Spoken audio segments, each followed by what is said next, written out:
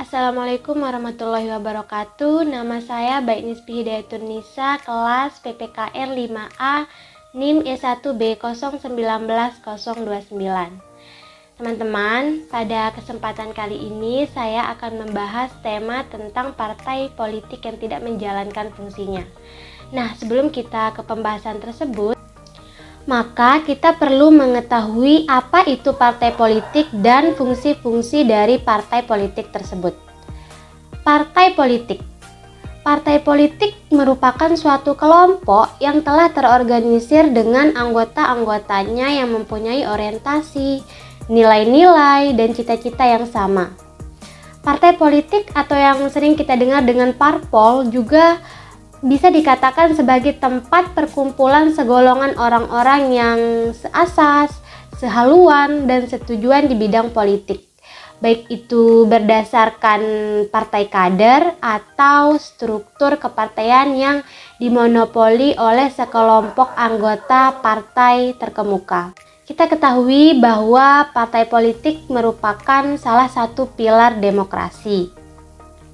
Dan pembangunan demokrasi bergantung pada eksistensi partai ini, di mana demokrasi akan semakin baik jika partai politik menjalankan fungsinya dengan baik pula. Sebelum kita mengetahui apakah partai politik sudah menjalankan fungsinya dengan baik, maka kita perlu mengetahui fungsi dari partai politik itu sendiri. Fungsi dari adanya partai politik yang pertama, parpol sebagai sarana sosialisasi politik, yaitu penyampaian visi dan misi politik kepada publik yang merupakan subjek dari kebijakan politik. Maksud dari partai politik sebagai sarana sosialisasi adalah partai politik berperan mentransmisikan budaya politik dalam rangka pembentukan sikap dan orientasi anggota-anggota masyarakat sebagai warga negara atau memberikan pendidikan politik bagi warga masyarakat.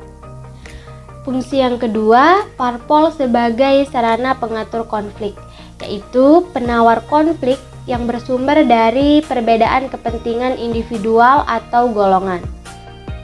Fungsi yang ketiga, parpol sebagai sarana komunikasi politik, yaitu proses mempertahankan atau menolak argumentasi politik dalam penyelenggaraan pemerintahan. Fungsi yang keempat, parpol sebagai sarana rekrutmen politik. Sebagai sarana rekrutmen politik, partai politik melakukan seleksi, pemilihan, serta pengangkatan seseorang atau kelompok untuk melaksanakan sejumlah peranan dalam sistem politik yang pada umumnya dan dalam pemerintahan secara khusus. Fungsi-fungsi dasar tersebut sejauh ini cenderung terabaikan oleh parpol.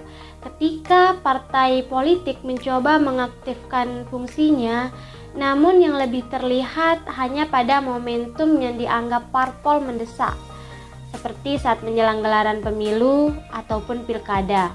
Parpol akan kesulitan dalam mengartikulasikan dan mengumpulkan berbagai kepentingan, manakala kepentingan umum yang seharusnya mereka tempatkan pada posisi yang terhormat namun tergeser oleh kepentingan kelompok maupun personal. Lemahnya parpol dalam menjalankan fungsinya dapat dilihat dari kinerja parpol, yaitu yang pertama, parpol hanya menempatkan warga semata-mata sebagai pemberi suara. Ini merupakan sudut pandang dari sosialisasi politik. Sosialisasi politik menjadi upaya mentransmisikan budaya politik dalam pembentukan sikap dan proses penanaman orientasi nilai-nilai parpol kepada warga negara. Namun kenyataannya parpol tidak menjalankan fungsi ini dengan baik. Parpol lebih menempatkan warga negara itu semata-mata hanya sebagai pemberi suara. Yang kedua, masih lemahnya fungsi-fungsi rekrutmen kader yang dilakukan oleh parpol-parpol nasional menjadi lahan subur bagi tumbuh dan berkembangnya klan politik. Demikian halnya ketika parpol melakukan rekrutmen politik, masih lemahnya fungsi rekrutmen kader yang dilakukan oleh parpol-parpol nasional sekarang ini menjadi lahan subur bagi tumbuh dan berkembangnya klan politik. Hal ini dapat kita lihat dari salah satu kebiasaan yang sering dan sedang terjadi di Indonesia, yaitu praktik politik dinasti. Buruknya proses kaderisasi partai politik dan ketiadaan sistem internal partai yang demokratis ini menyebabkan bangkitnya politik dinasti. Politik dinasti itu dapat menyebabkan mandeknya fungsi partai sebagai sarana rekrutmen kader. Saat ini banyak parpol yang mengadar calon kepala daerah itu hanya berdasarkan hubungan kekeluargaan dari mereka yang sedang berkuasa, tanpa mempertimbangkan kompetensi dan integritas dalam memilih calon parpol. Melemahnya parpol dalam menjalankan fungsinya. Yang ketiga yaitu parpol minim komitmen akan upaya pemberantasan korupsi. Persoalan korupsi kader parpol mengharuskan parpol tidak saja memberikan sanksi yang tegas kepada mereka yang terlibat, namun juga memikirkan bagaimana menutup celah yang rapat akan segala hal yang berpotensi memunculkan korupsi.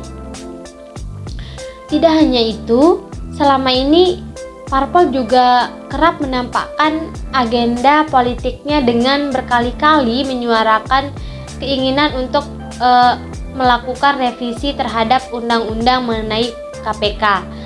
Nah, suara-suara seperti ini yang ikut mempertebal persepsi publik bahwa parpol minim komitmennya akan upaya pemberantasan korupsi. Yang keempat, parpol lebih mementingkan urusan sendiri dan kerap terjebak dalam konflik internal. Ini bisa menjadi sudut pandang keempat yang harus dibenahi oleh parpol. Konflik internal parpol memperlihatkan betapa parpol masih kesulitan untuk memberlakukan demokrasi internalnya. Konflik seperti itu bisa merugikan parpol karena kegagalan dalam mengelola konflik bisa memunculkan perpecahan. Sebagian parpol yang mengalami hal itu terbukti cukup kesulitan dalam memulihkan diri. Selanjutnya, solusi yang bisa disarankan untuk mengatasi kinerja partai politik yang tidak menjalankan fungsinya dengan baik, yaitu yang pertama, solusi dalam hal mengatasi fungsi sarana sosialisasi politik. Yang pertama, semestinya dalam memberikan orientasi nilai-nilai pendidikan politik kepada warga negara, proses sosialisasi politik itu dilakukan dalam jangka panjang. Parpol bisa memberikan sosialisasi sekaligus pendidikan politik kepada warga negara tentang ideologi, jati diri, maupun nilai-nilai politik kepartaian.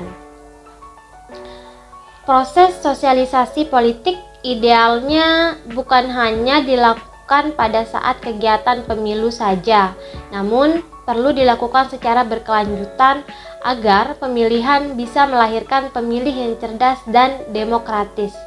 Dengan demikian, upaya sosialisasi politik atau pendidikan pemilih harus menjadi komitmen bersama oleh seluruh pemangku kepentingan secara simultan. Yang kedua, upaya saat melakukan rekrutmen politik. Partai politik harus membangun sistem rekrutmen elit dan kaderisasi yang lebih baik. Yang ketiga, partai politik harus transparan dan mengutamakan merit system. Dengan adanya permasalahan politik dinasti yang sering terjadi dalam rekrutmen politik, politik dinasti bisa dihapuskan dengan mereformasi partai politik. Dan reformasi politik dapat dilakukan melalui kaderisasi parpol yang transparan dan akuntabel. Jadi nantinya tidak ada lagi yang mendadak jadi calon ketua partai atau kepala daerah, karena setiap orang harus melewati proses penjaringan secara berjenjang. Dan untuk mencegah praktik korupsi, kolusi, dan nepotisme yang diakibatkan oleh politik dinasti, kita tidak cukup hanya mengandalkan undang-undang pilkada semata, namun juga perlu diiringi dengan penegakan hukum yang konkret, yang mampu memberi penalti bagi pelanggarnya tanpa memandang bulu.